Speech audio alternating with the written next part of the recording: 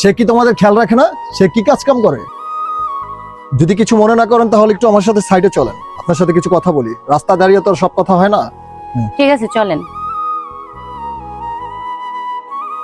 কি যেন বলবেন? তাড়াতাড়ি বলুন, আমার আইসক্রিমগুলি বিক্রি করতে হবে। আচ্ছা, আপনার হাজবেন্ডের কথা তো বললেন না, উনি কোথায়? আমার হাজবেন্ডের সাথে 3 বছর আগে আমার ডিভোর্স হয়ে গেছে। আচ্ছা ওর কথা বাদ দেন, আমার আইসক্রিম প্যাকেট করতে হবে না, আমি যাই। হ্যাঁ, আইসক্রিম তো নিব। যেহেতু তোমার হাজবেন্ড নাই, আমি 120 টাকা করে দিব আইসক্রিমগুলো প্যাকেট। না না স্যার, আপনি 120 টাকা কেন দেবেন? আমার আইসক্রিমের যা দাম আপনি ওইটাই দেন, আমার বাড়তি টাকার দরকার নেই। আপনি তো অনেক ভালো একটা মেয়ে, কারো দুর্বলতার সুযোগ নেন না। মনে হয় আপনার হাজবেন্ডেরই দোষ ছিল, এই জন্য আপনি ডিভোর্স দিয়েছেন। আরে না না, কি বলতেছেন? আমার হাজবেন্ড অনেক ভালো ছিল, আসলে আমাদের ভাগ্যটাই খারাপ ছিল। ও তাই নাকি? তাহলে তো ভাগ্যটা আবার আমরা চেঞ্জ করতে পারি। আরে সাকিব তুমি? হ্যাঁ আমি তো কখনো স্বপ্নেও ভাবি নাই যে তুমি রাস্তাঘাটে আইসক্রিম বিক্রি করে খাবা। কেন, তুমি কি ভাবছো আমি অন্য একটা পুরুষকে বিয়ে করে সারা জীবন সুখী থাকবো? এটাই ভাবছিলা না?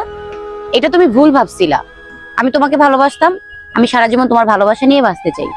নূপুর, তুমি আমাকে এখনো ভালোবাসো? আসলে আমাদের ইগোর কারণে আমাদের লাইফটা এরকম এলোমেলো হয়ে গেছে। আসো না আমরা দুজন আবার এক হয়ে যাই। তুমি পারলে আমাকে মাফ করে দাও না নূপুর। আমি বুঝতে পারছি পুরুষ মানুষের বউ ছাড়া পুরো জীবনটাই অচল। আমরা কিভাবে এক হব? তোমার আমার তো ডিভোর্স হয়ে গেছে সাকিব। ডিভোর্স হয়েছে তো কি হয়েছে? আমি তো এখনো কোনো মেয়েকে বিয়ে করিনি। তুমিও বিয়ে করো না, আমিও বিয়ে করিনি। তাহলে আমরা এক হলে সমস্যা কিসের? আর আমি এখনো তোমাকে অনেক ভালোবাসি। আর আমার মনে হয় না যে আমি তোমার মতো আর কোনো মেয়ে পাবো। আমি চাই আমার জীবনের শেষ নিঃশ্বাস পর্যন্ত তোমার সাথে থাকতে।